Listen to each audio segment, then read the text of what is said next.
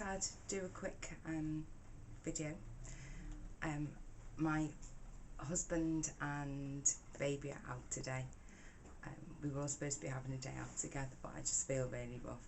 Started with the cold yesterday and just feel horrible today. Didn't sleep very well yesterday. I was really tired, couldn't wait to get to bed. Went to bed and just lay there thinking, please go to sleep, please go to sleep. And I think the last time I looked at the clock was about 3:30. I think some of it was to do with the cold and the hot weather. It's really hot. It's really ridiculous, this country. One minute it's freezing cold and raining, next minute it's roasting hot, so then it's sticky, then it's freezing cold again and raining, then it's roasting hot again. There doesn't seem to be a gradual build up to it, so your body can never get used to one particular temperature. The thunderstorms last night were quite nice, and it was lovely watching them with my baby boy.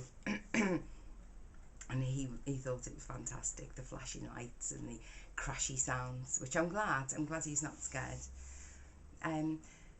So yeah, couldn't sleep, tossed and turning, had lots of different ideas going around in my head, different things that I wanted to write.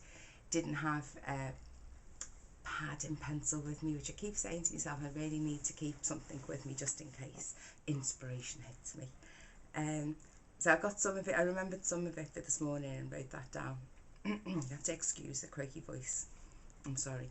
And also if the picture looks different. I was thinking yesterday how, rubbish some of the film that I've done already looks, because it's only been on my mobile phone, because I'm not professional, I haven't got professional equipment, and after all this is only really for me to keep a log of things that are happening at the moment. But I was thinking, I remembered I had a really nice camera that I bought a few years ago. It was a bit bulky, so they always ended up in arguments who was going to carry the camera when we went on holiday or went on days out, and inevitably it was me, and obviously didn't want to wear it around my neck looking like a complete tourist. And so it ended up crammed in with in my handbag with all my things and all packed lunches, drinks, my husband's wallet, keys, all those bits and pieces. I always ended up like the pack horse, and so this camera just sort of tipped me over the edge, and that ended up in a drawer. And so I remembered it last night and thought I'd give it a try, and it actually still works. I don't know what this is going to turn out like or what it'll look like, but I hope it turns out quite nice. I mean, you can see it's hardly, well, you can't see, but I mean, it hardly looks used at all. Anyway, excuse me. So I woke up this morning feeling more rubbish. I'm supposed to be in bed. Again, went to bed, and the world and his wife decided to mow their lawns, and so I thought, well, I might as well just get up. Then I thought, mustn't be lazy, this is ridiculous, you know. So I made myself do the laundry. I've stuck some, I might have to excuse it if you can see it, out in the garden. Do you know what though? It's like such a chore putting the washing in the washing machine. It's not like we're going down to the river. It's not like I'm having to go down to the river and beat the clothes against a rock, is it? I mean, I'm literally just taking them from the wash basket, sorting them out, and putting them in a washing machine that's doing it all for me. And then I'm taking it from that machine and then just pegging it out. I mean, it really isn't a big deal. But that's how I feel with this thyroid business and low iron. Literally everything's a choice. Have you seen my hair? Well, you can see my hair. It's ridiculous. I mean, obviously my hair's curly, and I use the different products on it, and it's pretty tricky to tame. But I can't even be bothered recently. It's gone so thin, so much of it falls out, it's so brittle. Oh gosh, I really just can't be bothered. I actually did used to wear makeup right up to about let's see, about a year and a half ago, maybe a bit longer. didn't so much bother when I was pregnant, when I was on maternity leave, because I didn't really go out that much, and then it kind of got a little bit less, to like from foundation to tinted moisturiser, and then it went to no tinted moisturiser to just the mascara, with no eyeshadow and a bit of blusher, to no blusher, and then to no mascara, and yeah, I've got to feel like it's a pretty good day for me to stick some makeup on. God, do I need some makeup? But who's looking at me? I'm thinking, I made myself laugh the other day, because I was thinking about somebody was saying, oh, it was some guy on some TV program, and he was saying about himself not being attractive, and but it was okay because he doesn't have to look at himself. So what would you rather be, the unattractive person looking at all the beautiful people, or the beautiful person having to look at all the ugly people like myself? And I agree with him. I think I'd rather be me looking at everybody else. But anyway, excuse me again. Yes, I just haven't got the energy to do anything. So it really is a miracle when I do put the washing out. I have warned my husband that the kitchen won't be getting done, but I really hope I feel better tomorrow, because I do need to do some cooking, and what I tend to do is I normally have a day or two on my days off where I'll do quite a lot, well, I did used to do quite a lot of cooking, and then I'd freeze things for in the week for when when I was at work, so I didn't have to come home and do anything. And I do a lot of the baby's things as well separately. Well, no, now he eats the same as us, but I like to put them in all little containers, and that are just enough for him, and put those away. So yeah, I was saying, put the washing out. Gosh, I can't even. Oh, I know, yeah, and that was like a signal to everybody in the land to fire up the barbecues. And you know what? I don't care. I can deal with that washing smelling like barbecue, because I really don't care. I'm not taking that in again and washing it again. So I just thought I'd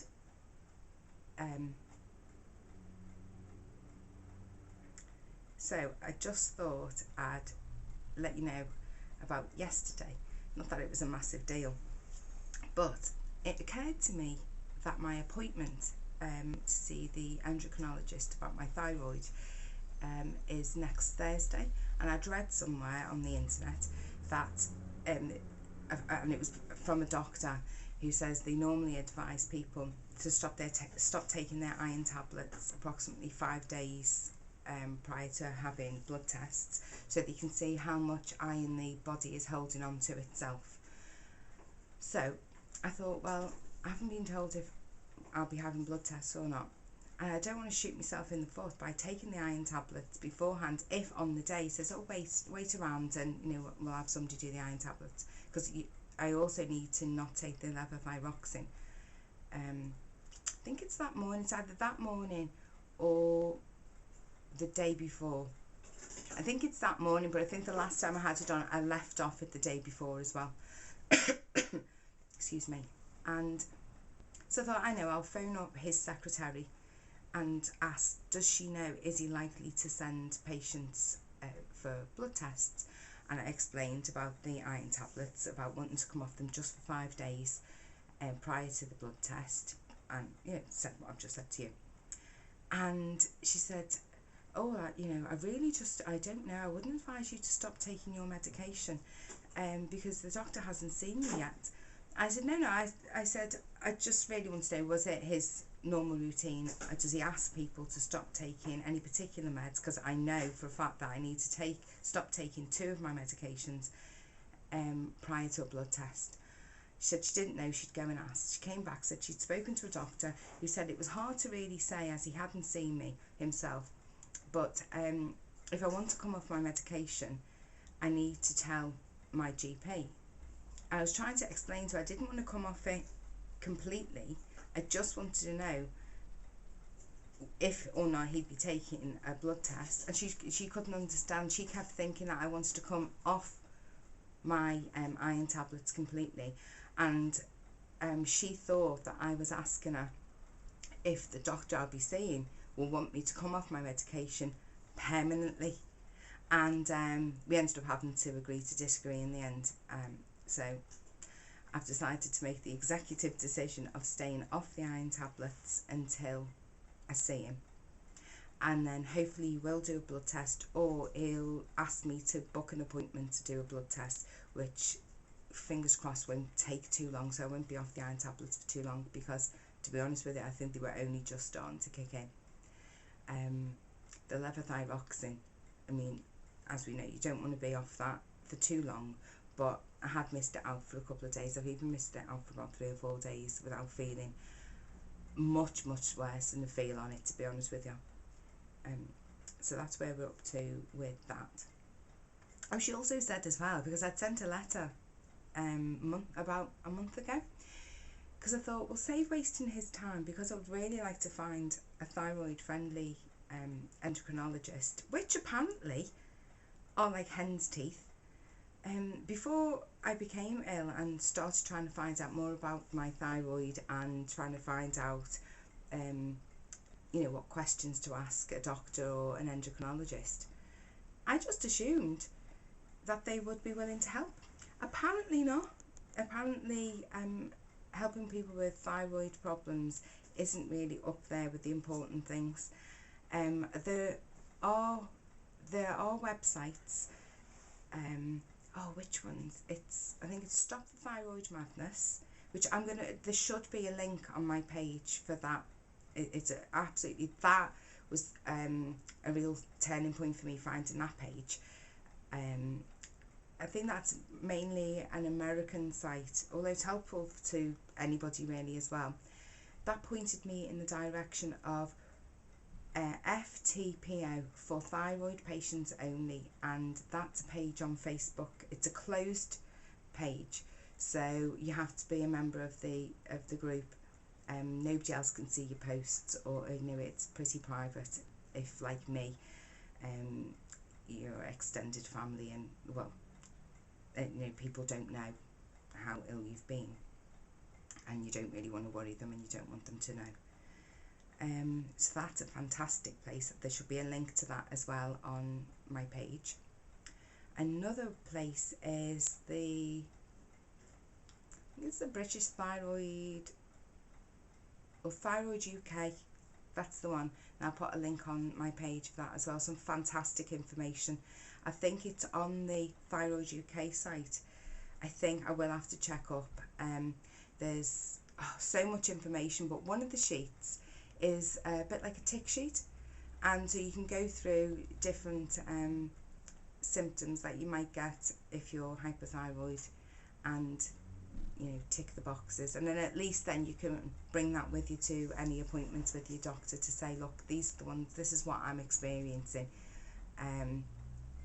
So yeah, I'd definitely, if you're worried and this is all new to you and you haven't already discovered those pages, I'd definitely check them out. Excuse me, I'm going to cough again. So what was I going to say? Yeah, so on those sites as well, they have lists of private doctors and NHS doctors around Great Britain who are willing to help patients with their thyroid. And by help, I mean not just give them levothyroxine, because that's what they're reading in their manual. They've got no idea of how to manage thyroid, but in their manuals it says to prescribe levothyroxine. These doctors actually seem to know their stuff. They listen to patients. They don't just go on TSH levels, thyroid stimulating hormone, because as we know, that actually isn't an indicator of how well your thyroid's working. I will go into that later on another video. So yeah, I was hoping to find one of these doctors, and then I thought, well, you know what, let's give this one a chance. But what I'll do first is I'll send a letter just to check him out and see how open to other forms of medication he'd be. I didn't hear back, so I thought, oh, that doesn't bode well. So when I spoke to the secretary yesterday, and she asked me for my name again, and I said, and she went, "Oh, you're the lady that sent that and then stopped dead. So I said, "I'm the lady who sent that," and she tried to go off onto something else, and I would just repeat it again. And she went, "You're the lady that sent that email that you've seen the doctor before when you were pregnant, and you asked about some different medication." And I said, "Yeah, I did." I said, "I presume he didn't get it." And she went, "Well, he's a very busy man." And then she just went on to tell me to book an appointment with my GP to ask for more advice on taking the iron tablets. So I guess he didn't see it. So anyway, and in the end, I think maybe it's not a bad thing, because at least that way he is a nice man, so maybe he'll give me a chance of trying something different. If not, all that's been wasted is 2 months, which has felt like a very long time, but in the grand scheme of things, I suppose isn't really that long. It just depends that if I do have to self-medicate and I have to buy my own natural desiccated thyroid over the internet, that can take about a month, maybe a little bit longer, hopefully a bit sooner.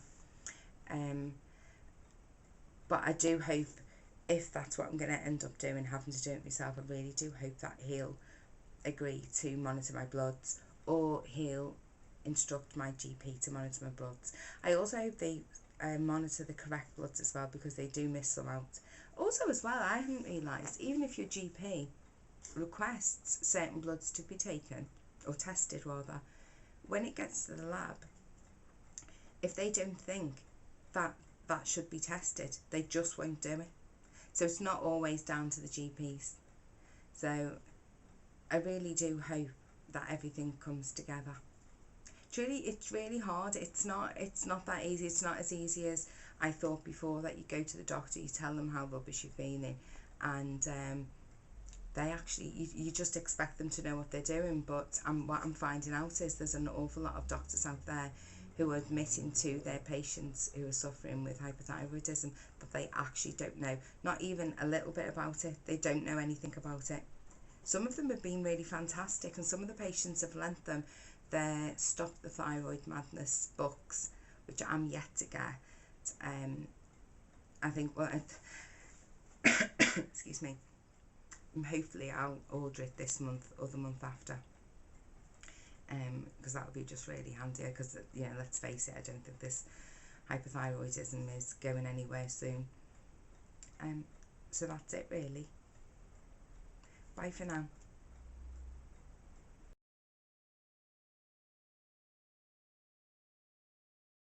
I forgot to say something.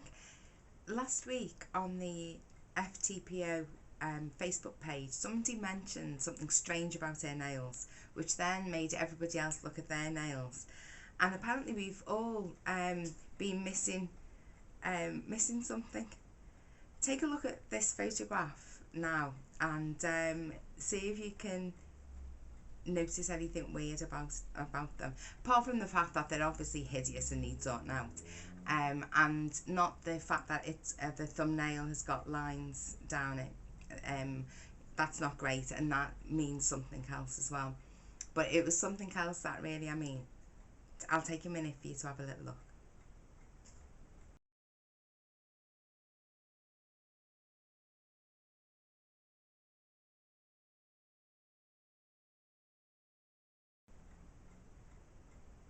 Did you see what it was? It's the Lunula. It's the little white half moon bit near the cuticle at the bottom. Mine's disappeared. Apparently not just mine. Apparently a lot of people with thyroid problems. Have another look.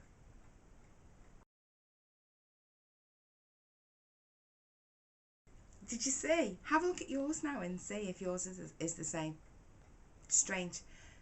I've got them on my thumbnails, which apparently is quite common. A lot of people had them on their thumbnails. It's not unusual to not having any on your little finger anyway. But these ones have gone. When did they go, and where did they go? And will they come back? That's the question. Kind of miss them now. Strange. So anyway, I googled it today and found two really useful pages when in regards to health and nail appearance. So I think there's a place underneath this video where I can make a comment. I'll put the links on there because there's a whole host of really gross pictures, so brace yourself everybody, with descriptions and causes. Unfortunately, I don't think I saw many solutions to the problems really, but anyway, I had a look at what disappearing Lunula means, and apparently it's indicative of low iron, low vitamin B12, low iodine, low blood pressure, adrenal fatigue, pituitary problems and thyroid problems, but particularly when they're very small or non-existent. It's more for if you're hypothyroid, but if your if your thumb moon is it should be about 25% of your nail apparently. If it's more than that, if it's quite big, it's more an indicator that you're hyperthyroid. So have a little look at yours. If you're not feeling too great anyway and you suspect it might be your thyroid or something else wrong with you, why don't you go and see about getting checked out? It might be your vitamin B12 or anything else that I've just listed. Also have a little visit of those websites that I've just said about. It really is quite interesting. Now I'm going to be going around looking at everybody's hands and nails. So that's it really. That's what. Oh, I know as well. And this morning, that was last week, and then this morning I happened to look at my toenails. I do try not to look at my feet when I can help it, because I have feet like a hobbit. They're like really wide. I'd like to say they're not hairy, but you know, no, they're not. Embarrassed to say there are actually a couple of hairs on there, but they're just so wide and fat, and the toes are like really weird, and my husband thinks that they look like weird fat hands, which is nice. That's every wife wants to hear, isn't it? Yeah, so I had a look and I didn't see any half moons on my toenails, so I was thinking maybe they're not supposed to have them. But saying that, one of my big toes has got one, so obviously they should have them as well, but they just haven't. So watch this space. Hopefully as I get back to health and happiness, my half moons, my Lunula, I just can't say that word, will come back. So that's it from me. Take care. Bye.